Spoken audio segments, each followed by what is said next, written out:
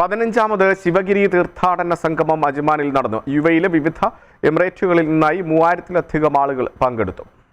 SNDP യോഗം UAE സേവനത്തിന്റെ നേതൃത്വത്തിൽ 8 യൂണിയനുകളുടെയും 90 ശാഖകളുടെയും നേതൃത്വത്തിലാണ് ശിവഗിരി തീർത്ഥാടന സംഗമം. അജ്മാൻ ഇന്ത്യൻ അസോസിയേഷൻ ഹാളിലായിരുന്നു പരിപാടി.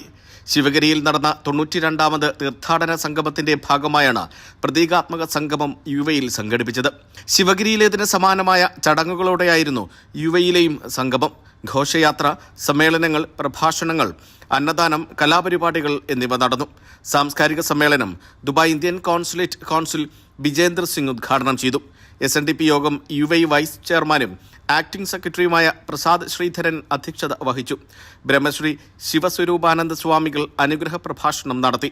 SNDP യോഗം UAE coordinator advocate Sinil Mundappally, central committee finance convener JRC Babu, youth movement UAE convener Sajan Sathya, വനിതാ വിഭാഗം കൺവീനർ ജയശ്രീ അനിമോൻ എന്നിവർ ആശംസകൾ നേർന്നു.